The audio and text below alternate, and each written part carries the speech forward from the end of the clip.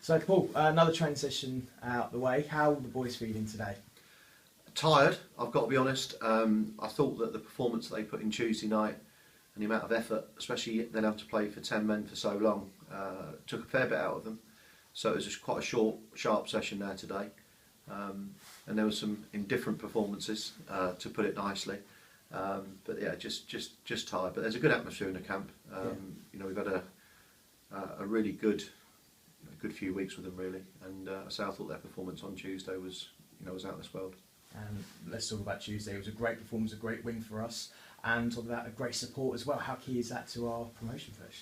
Yeah, well, it's brilliant coming out and seeing the amount of people we had up there, and then certainly at the end of the game when we'd done the business and we were able to go over to the supporters at the end, to see that many supporting us and come up and be so vocal as well. It was a real lift for us, and I've got to say as well, I thought the Maidstone crowd as well were fantastic. I thought to applaud the team off at the end showed great sportsmanship, but the whole from the minute we got there to the minute we left that club, I thought Maidstone were a fantastic club, and really pleased with the way that we were looked after.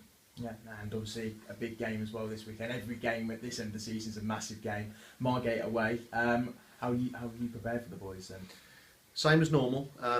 Obviously we've looked at Margate's last couple of performances, last couple of games. I mean, it's clear that they're in a poor run, but that poor run could end at any point, and we've got to make sure that that the run doesn't end against us.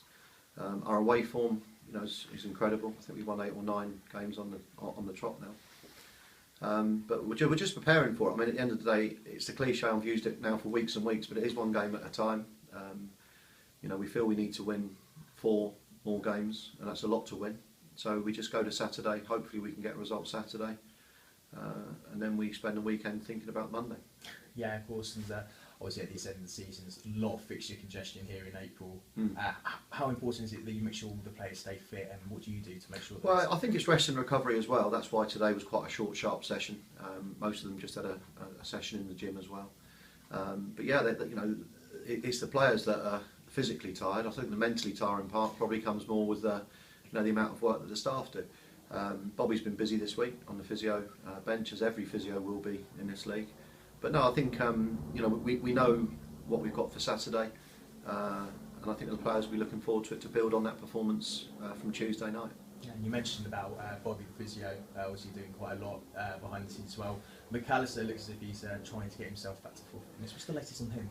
Yeah, well, Craig had an injection in his knee on Tuesday before the Maidstone game at a hospital to try and just take away that last little bit of pain. That will take, I think, until Saturday for him to be able to start running. But he's very, very close now to be able to come back. He'll probably be fit for the Ebbsfleet game. And what about Ryan Burge as well?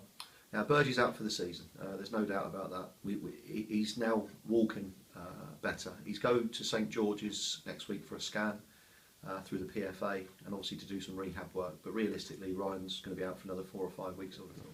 And obviously, come from the win on Tuesday night, there was the big dilemma of the charge that came out. How did the boys react to that? Well, we've had a chat about it this morning. Our view within the camp was we needed to win 4 games on the trot anyway, and what will be on the charge. But from our perspective, we just felt we needed to go and win every game, and the players are very together on that. They're very. To be honest, it hasn't really made any difference to us because we genuinely think we'll be okay, and all we can do is just keep winning football matches. And the politics side of it, we can't really get involved in. But from our perspective, as I said, we've had a meeting this morning. The players were totally,